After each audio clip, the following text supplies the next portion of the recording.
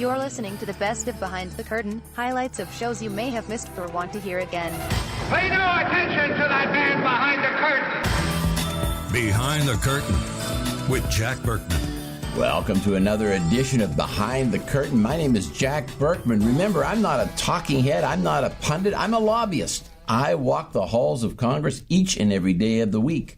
I go to parties. I go to events. I get information behind the scenes that nobody else in television can get or even knows is there. What a show we have this week. It's a shame we only have an hour. We'll be talking about how the hidden taxes imposed on you lose $15,000 a year from the terrible hidden taxes that you don't know about. Stay tuned to hear what those taxes are. We'll be talking about school shootings, how to make your schools safer.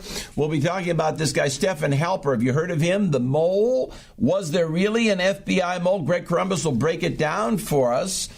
What a week. Don't miss any of this. But first up, Tom Schatz, frequent guest on this show, President, Council for Citizens Against Government Waste. Tom, welcome. Thank you very much. Glad to be on. All right, tell us about this hidden $15,000 tax. Our listeners and viewers are watching with bated breath. They don't know that the government is robbing them out of $15,000 a year.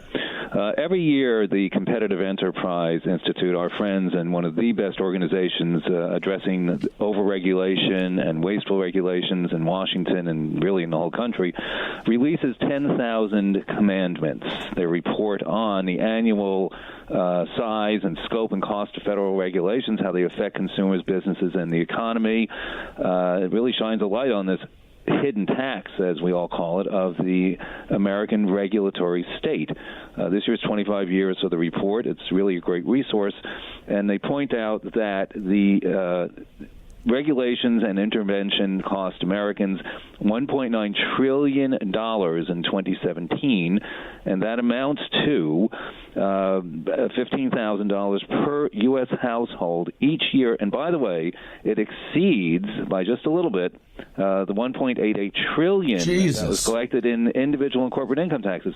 So the regulatory burden is bigger than the tax burden. So when you look at this 1.9, you're $2 trillion. Imagine if that could be added to the GDP. We could grow. You're talking about sending GDP growth from 3% a year to 4 or 5% a year just from getting rid of regulations. And that doesn't even include the good impact it would have on business in terms of freeing up business to do more things.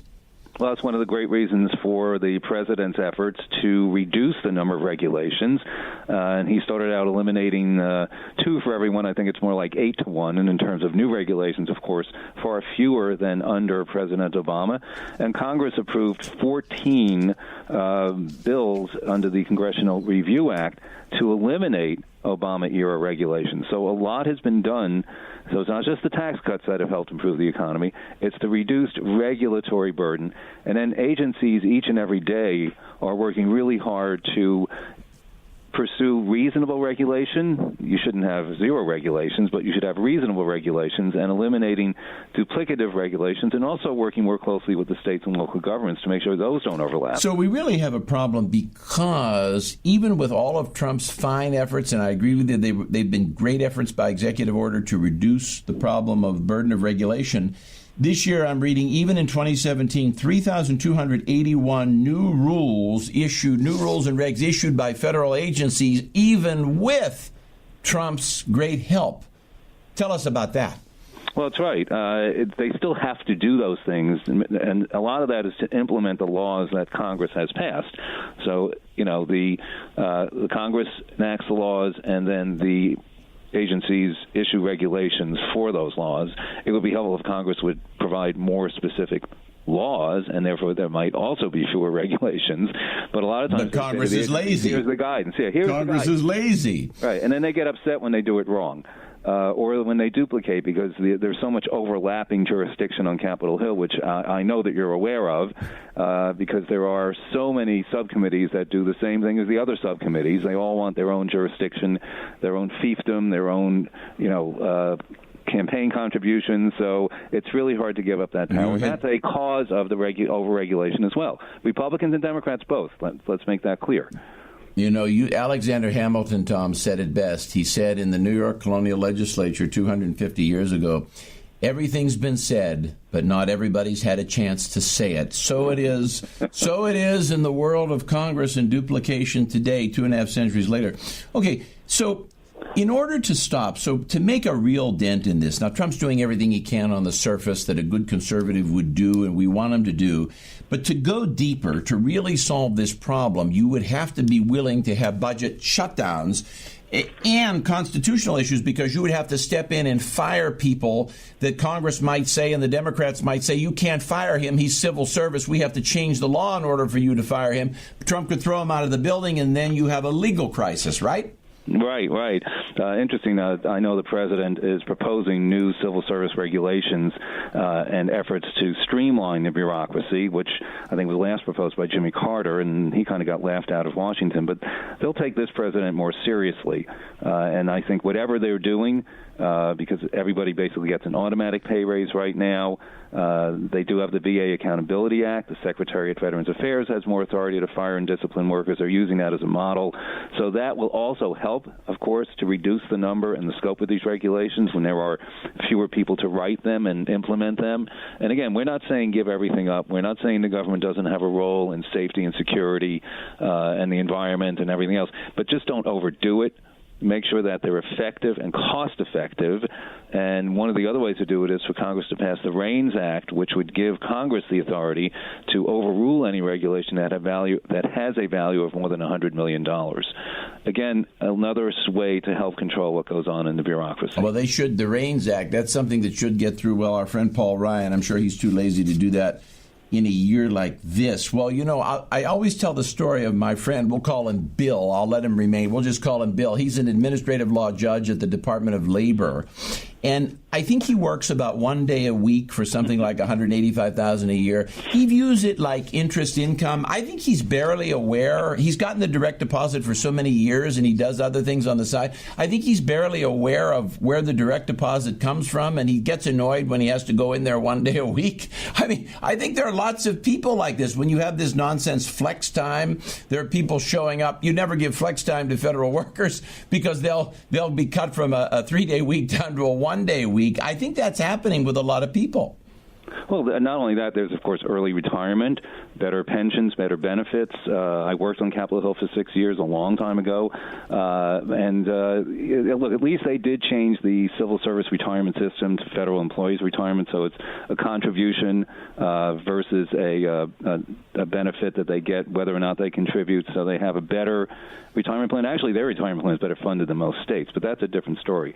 They still make more money. They still can't get fired for the most part. And again, the only change that's been made is this VA Accountability Act. And look how horrible they had to be in order for Congress to step in and say, what do you mean you can't fire the head of that Phoenix VA hospital?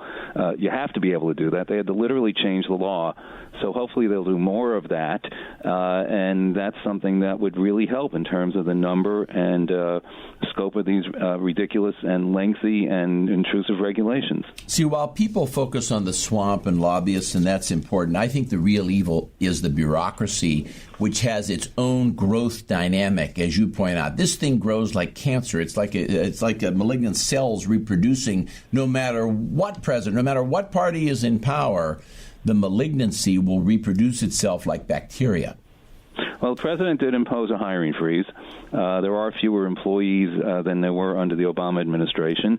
Then, of course, you've got the Department of Defense, where you have more civilians, I think, than military, and that needs to change as well. But there are some changes coming along in the National Defense Authorization Act under Chairman Thornberry in the House that will help address what he calls the fourth estate, and that's another problem, of course, over there.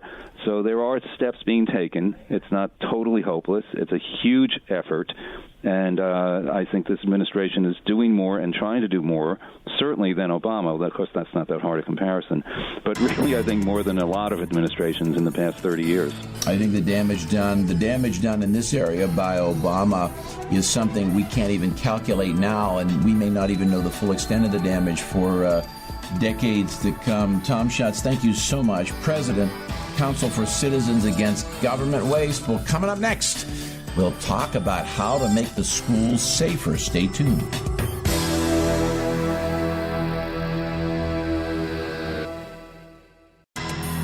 All the stories and controversies that no one talks about, but everyone should know about. Some people without brains do an awful lot of talking. Behind the Curtain with Jack Burkman. You're listening to the best of Behind the Curtain, highlights of shows you may have missed or want to hear again. Welcome back. Remember, if you want to take it behind the curtain, you call us 703-795-5364, 703-795-5364.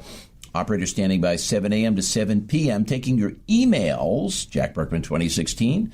Jack Burkman 2016 coming into the 20th century, number the 21st. Same number, same email.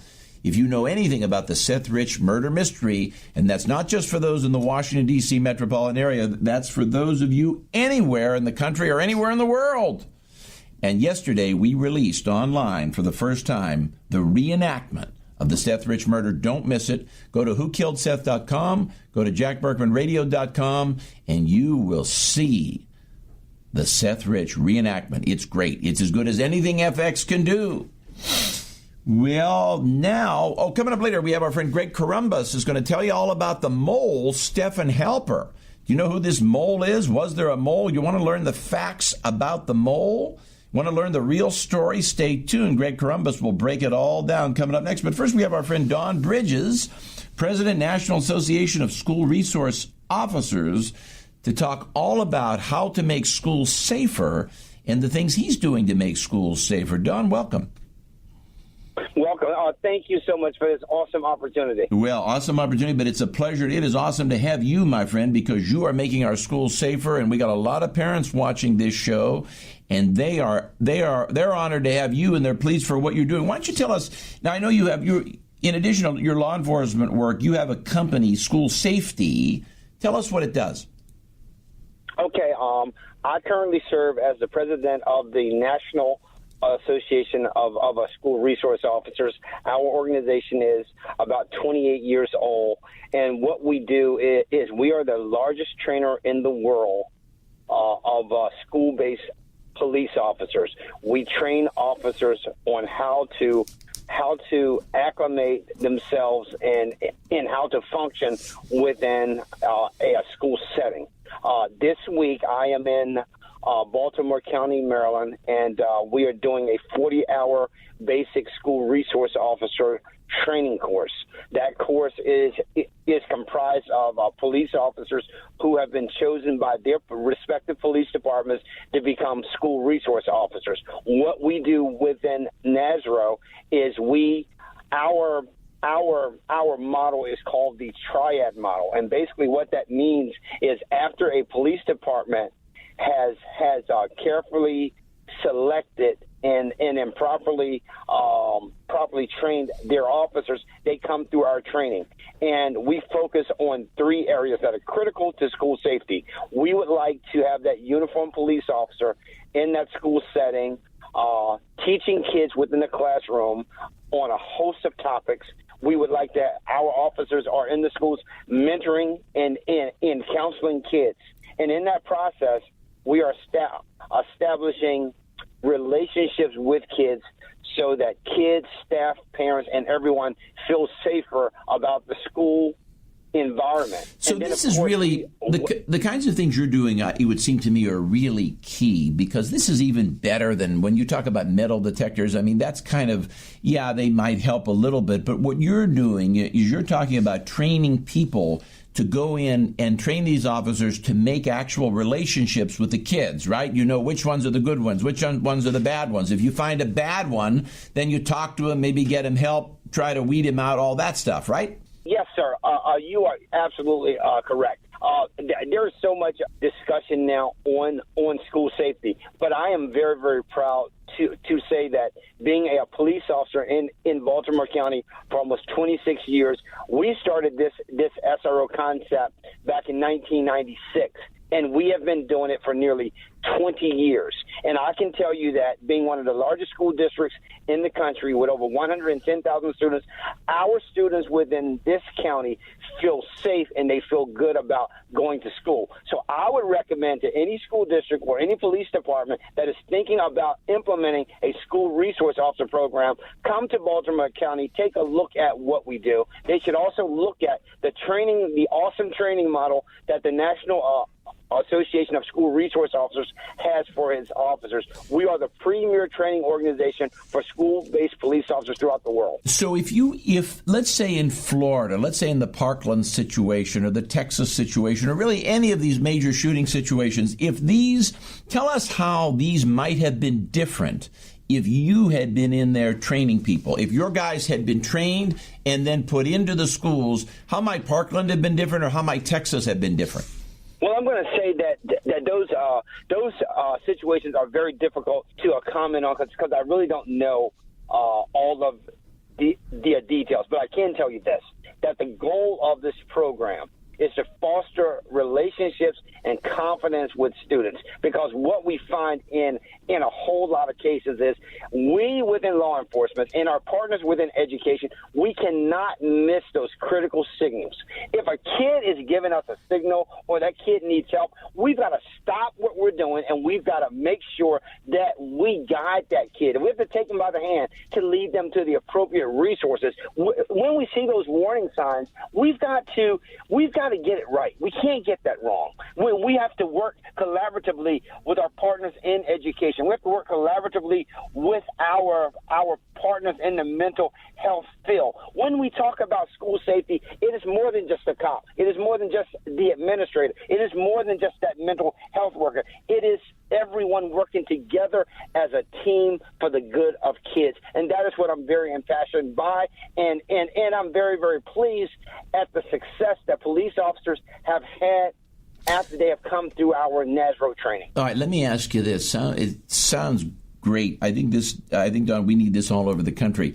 What type of kid, let's talk about the type of kid. Is there a common type of kid who does these kinds of shootings? I mean, I haven't paid attention to the profile. What are you seeing if you look at, say, the last dozen school shootings? Is there a profile of the type of kid that becomes the shooter? Well, I want to say this. I don't know if there's scientific proof as to what that kid looks like, but there are signals that there are warning signs, and I'm going to say this: it is so important. What are the warning signs? Let's talk about what are those warning signs. Let's tell the parents out there. What those warning signs are is we have to look very, very carefully at that kid that is operating within a schoolhouse that is a loner. That kid that is oftentimes left by himself or by herself. That kid that is being bullied. That kid that is being picked on. Those are the kind of kids that we want to make sure that we give that special attention to. That kid that doesn't belong to any type of club. It is our duty to do all that is within our power to make sure, or to do our best to make sure that a kid is connected to something. When we look at data within our school system, and these school systems, they are data-driven, the question that parents should be asking is, what percentage of your student body belongs to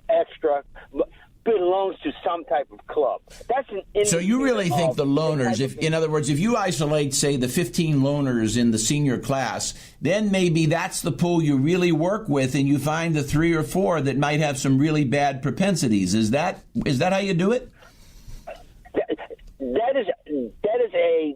That is a very good starting point. Whenever you see individual kids that are by themselves, that kid that is truant, that kid that looks very, very sad, we want to do all that we can to engage them. And then we need to also... Don Bridges, no relation to the actor, President, National Association of School Resource Officers. Thanks for making our schools safe. We'll be back in a moment.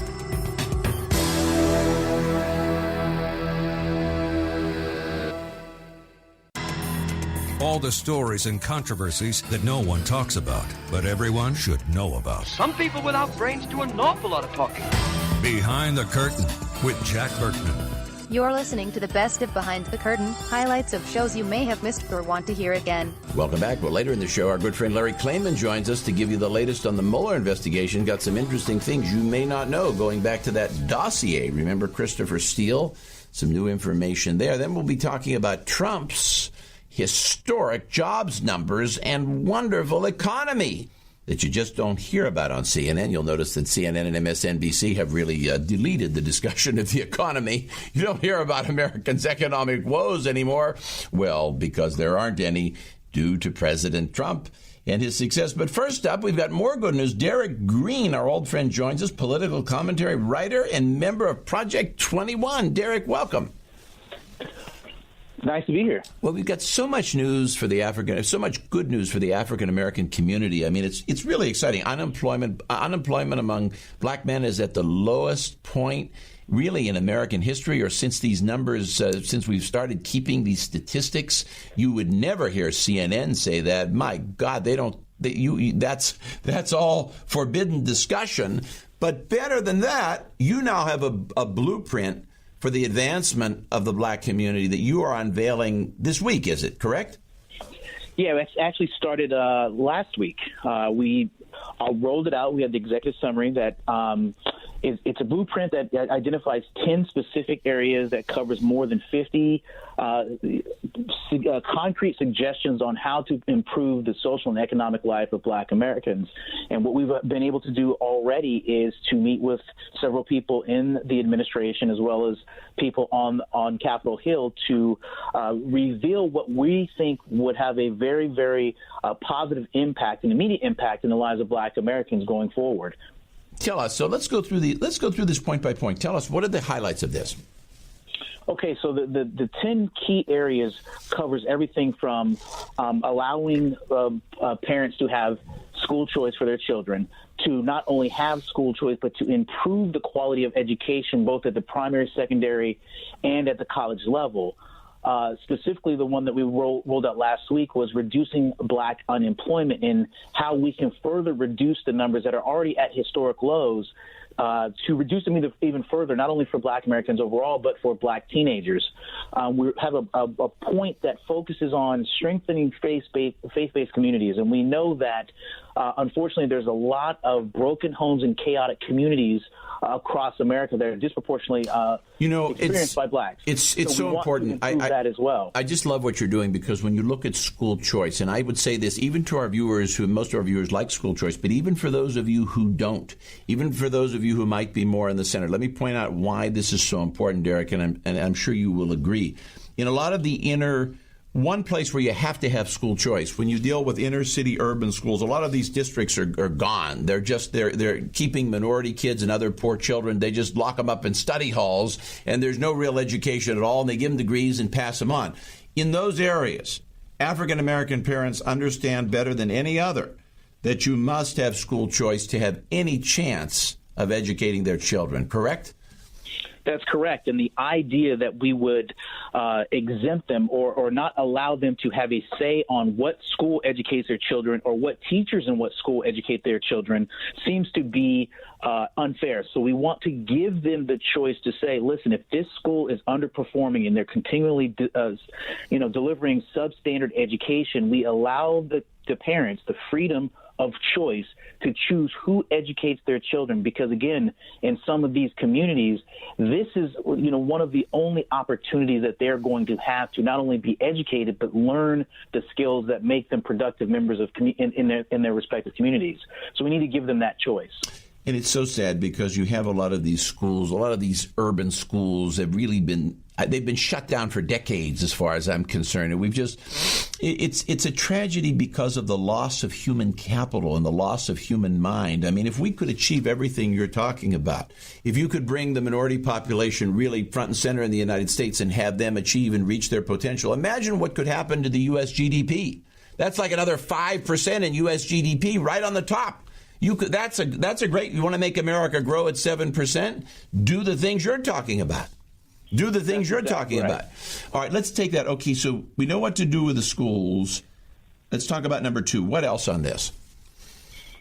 Well, and not just improving the schools, but improving higher education. So one of the things that we've seen over the last several generations is that we've emphasized the role of affirmative action to compensate for the lack of education that black children get in substandard schools. The problem with affirmative action is that if these children haven't been educated and prepared appropriately, no amount of affirmative action is going to cover those deficits when they get into college. And so we want to improve that that system that not only prepares these students to be successful, but when they get into school, being able to afford school and not having to take out significant amount of debt to do so. So that's how we're let me ask you this as well. Two questions.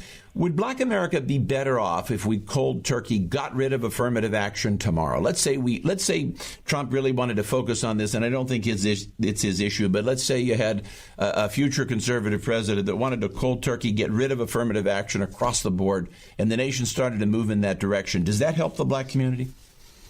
You know, I think it does in this respect. Eliminating affirmative action the way that it is practiced now, simply says it's a quota system. We want to put blacks in these positions to establish or celebrate a false notion of diversity. I think it would help black citizens because that safety net would no longer be there. So it would force black parents and black individuals, respectively, to go out and maximize the access to the resources they have to try to compete with other people. Sure, in the immediate after effect, there's going to be a lot of racial disparity, but I do think that blacks are capable of succeeding with the talents and capabilities that we have now and the ones that we could learn when pushed. But we haven't been pushed like our multi-ethnic counterparts. We don't know. We got about a minute and a half. One final question. If you look at Black America, and I think it was Horace who educated me on this years ago, I believe, and I don't have the statistics in front of me, but 2 out of every 3 African Americans who are in fact employed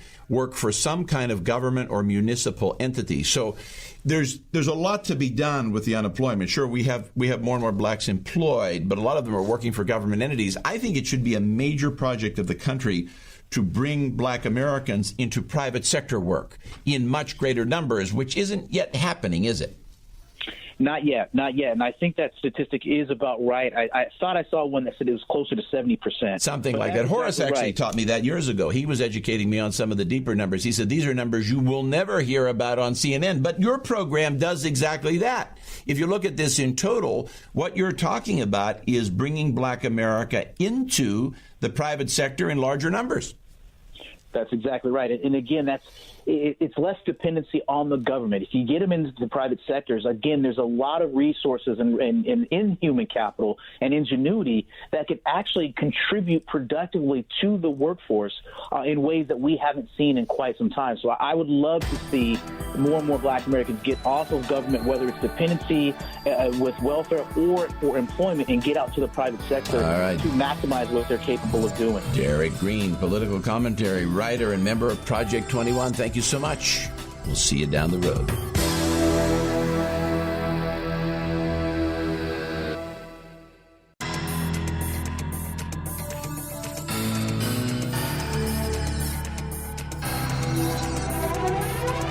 This is a universe where everything is depicted as a Washington Post political cartoon.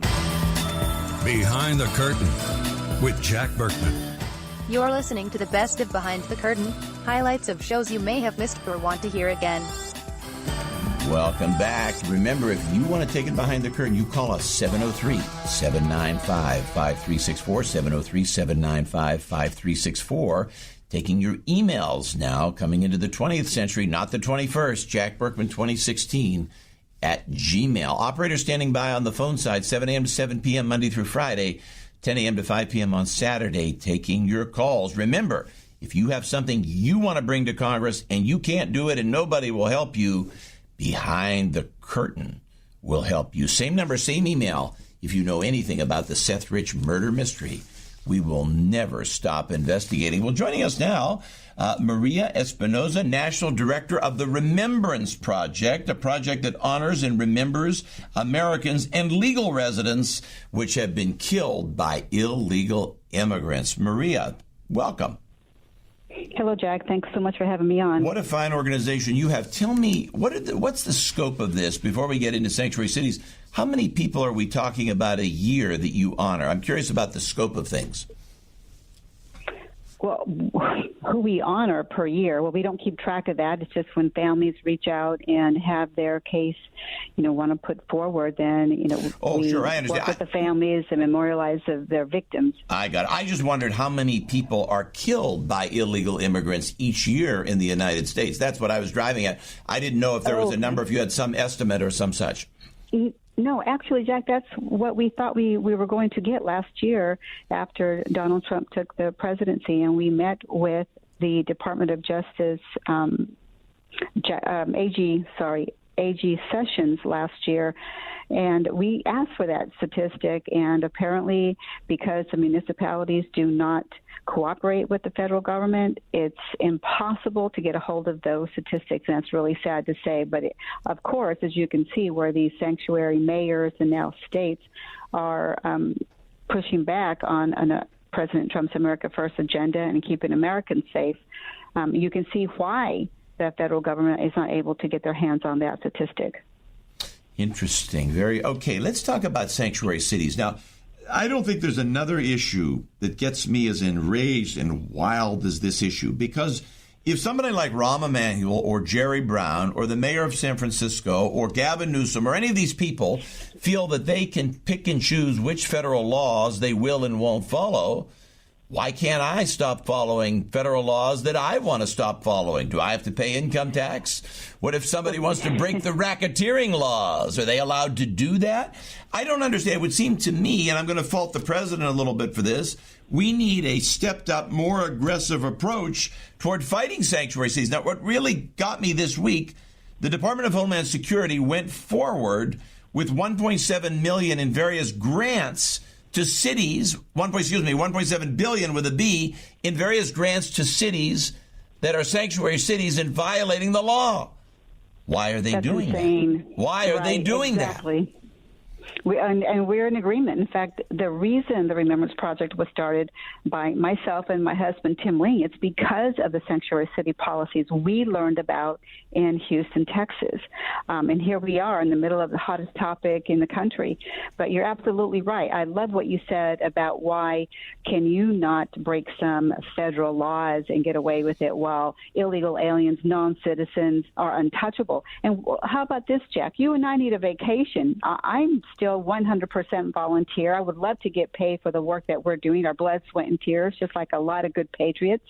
But what if we decided to print counterfeit money in our backyards? Do you think that the local authorities would ignore that and look the other way? Frankly, as bad a crime as counterfeiting is, I don't think it's nearly as serious as what Rahm Emanuel's doing or Jerry Brown's doing or Gavin Newsom's doing. Counterfeiting's a bad crime, but it's not as bad as what they're doing. They're bringing people into the country and just about hiding them out that, as your group correctly points out, will kill innocent legal Americans.